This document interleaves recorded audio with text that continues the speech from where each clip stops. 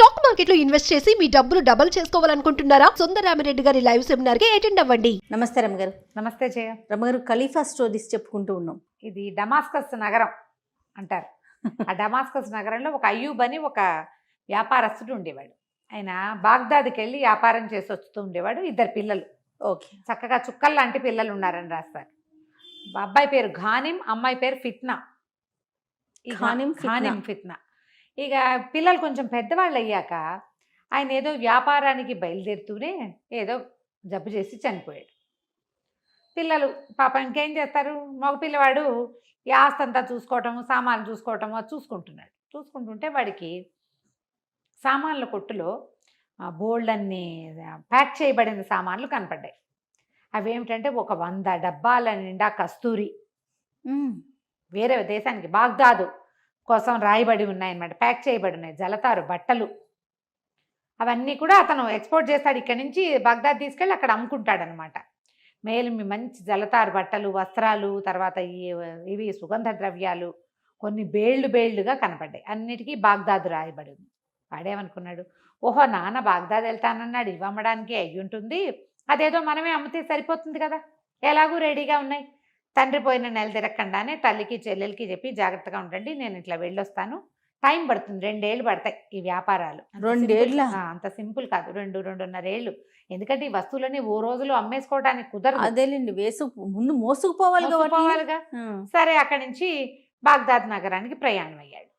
మొత్తాన్ని బాగ్దాద్ చేరాక ఏం చేశాడు, ఒక మంచి వీధిలో ఒక పెద్ద ఇల్లు అద్దెకి తీసుకుని తన సామాన్లన్నీ ఏ గదిలోకి ఆ గదిలోకి సర్దించుకుని, మరి ఒకళ్ళిద్దరు పని వాళ్ళని సహాయంగా పెట్టుకుని సామాన్లు ఒక్కొక్కటి తీసుకెళ్ళి ఊళ్ళో మోడల్స్ చూపించి రావాలి కదా కొట్లల్లో, నా దగ్గర ఇవి ఉన్నాయి కావాలంటే మళ్ళీ పంపగలను అని చెప్పుకుంటే మొదటి సంవత్సరపు వ్యాపారం సక్సెస్ఫుల్గా అయింది.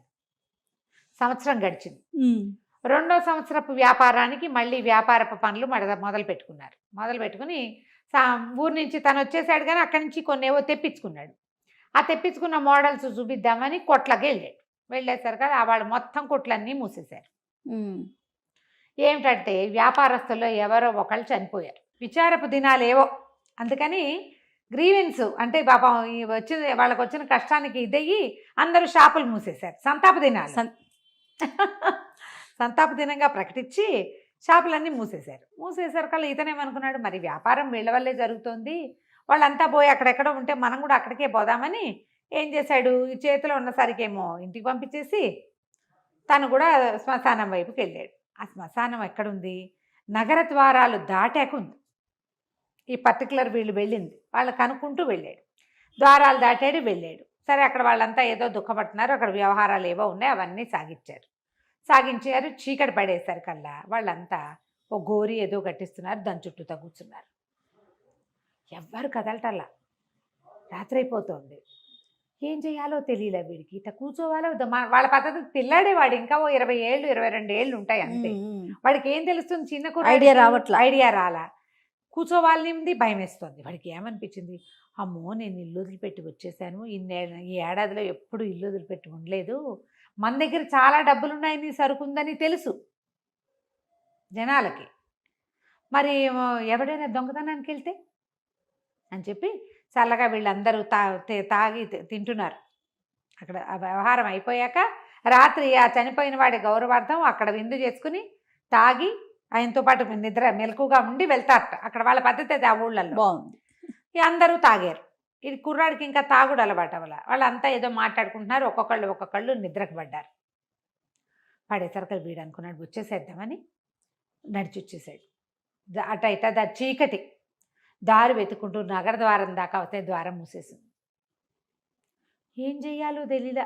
సరే, ఏమనుకున్నాడు, సరే వచ్చిన దారినే వెనకెళ్ళి ఆ జనం అంతా అక్కడ ఉన్నారు కదా, గోరీల దగ్గరే ఎక్కడో చోట పడుకుతాం, ఇంకేం చేస్తాం, ఇక దొంగతనం అవని ఇంకోటమని చేసేదేమిలే.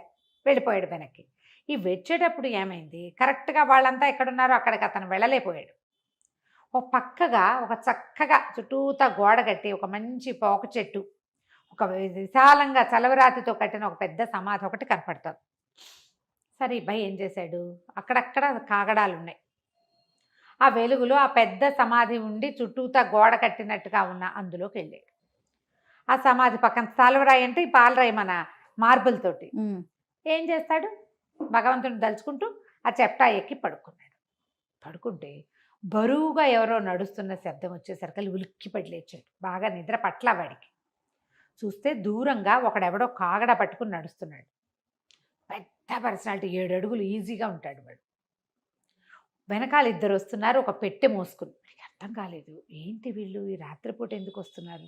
ఒకవేళ ఎవరైనా చనిపోతే పగళ్ళు వస్తారు, మర్నాడు పొద్దున కదా రావాలి. పైగా ఈ వస్తున్న విధానం ఏదైతే ఉందో అది ప్రాపర్గా బాడీని తెచ్చే విధానంగా లేదు. చూస్తే ఆ వెనకాల వాళ్ళు కూడా 7.5 అడుగులు 7 అడుగులు పైమాట వాళ్ళు. అమ్మో, నల్లటి వాళ్ళు, నల్ల జాతి వాళ్ళు, అంటే ఎక్కడో బానిసలు అనమాట వాళ్ళు, పని చేయడానికి ఉద్దేశించిన వాళ్ళు.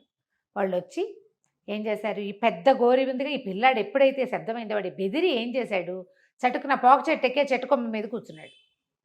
తను అక్కడ కింద ఉండాల. ఈ పెద్ద గోరి పక్కనంతా చుట్టూతా ప్లేస్ ఉంది. వీళ్ళు ఏం చేశారంటే ఓ పక్కన టకాటకా తవ్వేశారు. వచ్చిన పర్సనాలిటీలు 2 కలిసి. ఒకడు కాగడ పుచ్చుకుని వచ్చినాడు, మిగిలిన 2 తవ్వారు. తవ్వేసేసి వాళ్ళు తెచ్చిన చెక్క పెట్టని అందులో పడుకోబెట్టేశారు. అందులో పెట్టేశారు, పాతి పెట్టేసి మూసేశారు. వీడు చూస్తూనే ఉన్నాడు. శుభ్రంగా కాళ్ళతో తొక్కేసి వెళ్ళిపోయారు. వెళ్ళిపోయేసరికల్లా వీడేం చేశాడు, చూశాడు. వాళ్ళందరూ వెళ్ళంగానే కొంచెం ఒక గంట పోయింది. ఎవ్వరూ రావట్లేదని నిర్ధారించుకుని వాడు పోయి ఆ పక్కనున్న తవ్వగోలు ఒకటి పట్టుకుని అది తవ్వటం మొదలుపెట్టాడు. వాడు ఏమనుకున్నాడంటే వాళ్ళు ఏదో బంగారమో డబ్బో దాచారనుకున్నాడు. అక్కడ అందులో శవం ఉందని వాడు అనుకోలే. ఓహోహో, వాళ్ళు ఏదో దాచిపెట్టారు ఇక్కడ. రాత్రి వేళ ఇలా దాచారు అంటే ఏదైనా డబ్బు ఉండొచ్చు కదా. సరే, రాత మొత్తానికి తవ్వి దాన్ని పైకి తీసాడు. కష్టపడి లాగాడు బయటికి. బరువుగా ఉంది. లాగితే దానికి ఒక తాళం ఉంది. చుట్టుపక్కల ఏవో చిన్న రాళ్ళు ఉంటే ఓ పెదరాయి వచ్చి తాళం పగలగొట్టి తలుపు తీసి చూడును. ఇంకేమిటి ఎంత అందంగా ఉందో. ఒక అమ్మాయి ఉంది అందులో, చనిపోయి. ఒక అమ్మాయి ఒంటి నిండా నగలు, బ్రహ్మాండమైన వస్త్రాలు, మహాద్భుతంగా ఉంది. ఆ కనువెలుగులోనే ఆ పిల్ల తలతల్లాడిపోతుంది. వీడికి ఏమనిపించింది, ఎందుకో ఇది బతికే ఉంది అనిపించింది. బతికే ఉంది అనిపిస్తే ఏం చేశాడు, అబ్బాయి పెట్టులోంచి లేవదీశాడు. లేచి బయటికి తీసుకొచ్చి దాన్ని ఎత్తుకొచ్చి ఆ చల్లరాయి మీద ఇంతకుముందు వాడు పడుకున్నాడుగా అక్కడ పడుకోబెట్టేశారు కల్లా. చల్లగాలికి ఆ అమ్మాయి ఇట్లా అని ఉలికిపడి లేచి పెద్దగా తుమ్మి పెద్ద వాంతి చేసుకుంది. దాన్ని గొంతులో ఇంచి ఓ చిన్న ఉండలాంటిది ఏదో పడింది ఆ వాంతిలో. ఆ అమ్మాయి అమ్మో అని కేకలు పెట్టి మంచినీళ్ళు తిండే, ఎవరైనా నీళ్ళు ఇవ్వండే అంటోంది. ఎవరినో పిలుస్తోందని అర్థమైంది తనకి. ఆ అమ్మాయికి ఏమైందో, ఆ చచ్చిపోవటం ఏమిటో, పాతి పెట్టడం ఏంటో, ఈ అరుపు ఏమిటో తెలియలే వాడికి. వాడి పిక్కమొహం వేసుకుని నుంచుని ఉన్నాడు పక్కన. ఆ అమ్మాయి ఎటు, ఇదేమిటి, ఇది ఎక్కడ ఉన్నాను నేను ఇక్కడికి ఎట్లా వచ్చాను అంది. అనేసరికల్లా కుర్రాడు అన్నాడు, ఏమోనండి, మిమ్మల్ని ఎవరో తీసుకొచ్చి ఇక్కడ పాతి పెట్టేశారు, ఏమైనా డబ్బులున్నాయేమోనని ఆ పెట్టె తీశాను, అందులో మీరున్నారు అన్నాడు. అనేసరికల్లా అమ్మాయింది, మంచినీళ్ళు కావాలి నాకు. మామూలుగా ఈ పెద్ద పెద్ద గోరీలు అవి ఉన్న చోట రోజు మంచినీళ్ళు పెడతారు, వాళ్ళ పద్ధతి అది. ఆ కుండలోంచి చిన్న పాన పాత్ర ఏదో ఉంటే మన నీళ్ళు పట్టుకొచ్చి ఇచ్చాడు. నీళ్లు తాగి కోలుకుని, నాయన నేను తమాషా కూతల్ ఆ అమ్మాయి పేరు, కూతల్ కులూబ్ అలాంటిది ఏదో తమాషా పేరు. నేను ఖలీఫా గారి ఆ దివాణంలో పుట్టి పెరిగాను. నేను చిన్నప్పటి నుంచి అక్కడే ఉన్నా కూడా క్రమంగా నేను అందంగా తయారవడంతో ఖలీఫా నా మీద మనసు పడ్డాడు, నన్ను పెళ్లి చేసుకుంటానన్నాడు. అసలు లెక్క ప్రకారం 3 రోజుల క్రితం 2 రోజుల క్రితం మా పెళ్ళి అవ్వాల్సింది, ఖలీఫాతో నా పెళ్ళి అయిపోవాల్సింది. సరిగ్గా పెళ్లి సమయానికి ఏదో యుద్ధ వార్త వచ్చి ఆయన వెళ్ళిపోయాడు, వచ్చాక చేసుకుంటానన్నాడు. నన్ను పెళ్లి కూతురుగానే అలంకరించి ఉంచారు, అందుకే ఇన్ని నగలు ఇట్లా బట్టలు ఉన్నాయి. అయితే రాణి జుబేదాకి నన్ను బయట నుంచి తేకుండా తన వాకిట్లో తిరిగి పిల్లని పెళ్లి చేసుకుంటాననేసరికి ఆవిడకి నచ్చలేదు. నాకు పరిచారకులుగా 10 మందిని నియమించాడు ఖలీఫా. ఆ 10 మందిలో ఒకటి జుబేదా రాణి దగ్గర పాత దాసి. దాని ద్వారా నన్ను విందుకు పిలిపించింది.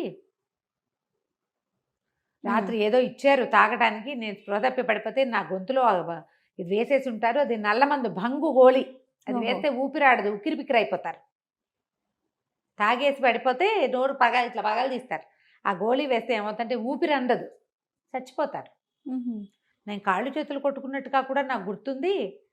నేను చచ్చిపోయాను అనుకున్నారేమో, పాతించేశారు, నీగుర బానిసలు వచ్చారు అంటే వాళ్ళు రాణి జుబేదా అంతఃపుర బానిసలు, వాళ్ళు వాకిట్లో కాపలా ఉండేవాళ్ళు. వాడి పనల్లా ఏమీ అడగడు, వాడు ఏం చెప్తే అది చేస్తాడు. తీసుకెళ్ళి పాత పెట్టండి అంది, పాత పెట్టేశారు. అనేసరికల్లా సరే తను అన్నాడు, అయ్యో అలాగా అండి, మరి పోని మిమ్మల్ని రాణివాసానికి చేర్చను అన్నాడు. మళ్ళీ చంపేస్తారు నన్ను, మళ్ళీ చంపేస్తారు అని చెప్పి ఓ పంచి ఆ పెట్టెలో నన్ను పడుకోబెట్టేసి నువ్వు ఊళ్ళోకి వెళ్ళి ఒక గాడిదని తీసుకురా, ఆ గాడిద మీద నన్ను పెట్టుకుని తీసుకెళ్ళి మీ ఇంటికి తీసుకెళ్ళిపో, నేను బయటకు వచ్చాను అనే విషయం తెలియకూడదు అంటే వీడేం చేశాడు, సరేనని తెల్లవారుతూ ఉండగా ఆ అమ్మాయి వాడు అక్కడ కూర్చొని కాసేపు కబుర్లు చెప్పుకున్నారు. వెళ్ళిపోయి వీడు ఏం చేశాడు, ఒక గాడిదని తీసుకొచ్చి ఈ అమ్మాయిని పెట్టెలో పడుకోబెట్టి మళ్ళీ ఆ అమ్మాయిని ఆ పెట్టెని గాడిద మీద వేసుకుని తన గదికి ఇంటికి తీసుకొచ్చేసుకున్నాడు. ఇంట్లో అట్ట పెట్టుకున్నాడు. ఆ అమ్మాయి ఇంట్లోకి వచ్చాక అప్పుడు వీళ్ళు బాగా తెల్లవారిపోయిన తర్వాత చూసుకుంది, వీడికి కుర్రాడు చక్కగా ఉన్నాడు, మంచివాడు, బాగా డబ్బులు ఉన్నాయి వీడి దగ్గర, గమనించింది అన్నీ గమనించుకుంది కానీ ఏమందంటే, నేను ఖలీఫా మనిషిని, మన ఇద్దరం వేరే ఆలోచన ఏమి చేయడానికి వీల్లేదు అంటే వీడేం చేశాడు, అలాగే మీ ఇష్టం అన్నాడు. మీరు ఎన్నాళ్ళు ఉంటే ఆ నాళ్ళు నాతో, అమ్మాయి ఒంటి మీద ఎంతో బంగారం నగలు అన్నీ ఉన్నాయి కదా, సరే ఏం చేశాడు, నగలు గిగలు అన్నీ ఓ పెట్టెలో పెట్టుకుంది, తన ఏ పెట్టెలో మోసుకొచ్చాడో ఆ పెట్టెలో పెట్టుకుంది. వీడు బయటికి పోయి ఆహారం అన్నీ తీసుకొచ్చాడు, ఆ ఇంట్లోనే అతనితో పాటు ఉండిపోయింది. వీడు చెప్పాడు, నేను డమాస్కస్ నుంచి వచ్చాను, నేను వ్యాపారిని, మీకు ఖలీఫా వచ్చాక మీరు ఆయన దగ్గరికి వెళ్దురు కానీ ఓకే అని చెప్పాడు. అతనితో పాటే ఆ అమ్మాయి ఉండిపోయింది. ఒకళ్ళతో ఒకళ్ళు వీళ్ళు ప్రేమలో పడ్డారు. చిన్నపిల్ల, ఆ పిల్ల 18-19 ఏళ్ళు ఉంటాయి. కానీ ఖలీఫా ఏమంటాడు, తను పెళ్లి చేసుకోదలుచుకున్న పిల్ల ఎవరో వ్యాపారస్తుడితో వెళ్ళిపోతారంటే రాజు ఊరుకుంటాడా, రాజు ఊరుకోడు, ఏం గొడవ అవుతుందోనని ఆ అమ్మాయి మాట్లాడకుండా ఇతనితో పాటు ఉండిపోయింది. ఇద్దరు ఆ ఇంట్లో ఉండేవాళ్ళు. ఆ అబ్బాయి వ్యాపారం అబ్బాయి చేసుకునేవాడు, ఈ అమ్మాయి కొంచెం లోపలికి ఉన్న గదుల్లో ఆ అమ్మాయి ఉండేది. ఏదో పని అలవాటు ఉన్న పిల్లే కదా, వంట వండుకుని తింటూ ఉండేది, వీడికి కూడా పెడుతుండేది. వీళ్ళిద్దరూ ఇక్కడ కలిసి ఉండటం మొదలుపెట్టారు. తర్వాత ఏం జరిగిందో మనం వచ్చే భాగంలో తెలుసుకుందాం. తప్పకుండా అండి. నమస్తే. నమస్తే. సుమన్ టీవీలో మీ పర్సనల్ అండ్ బిజినెస్ ప్రమోషన్స్ కోసం కింది నెంబర్కి కాంటాక్ట్ చేయండి.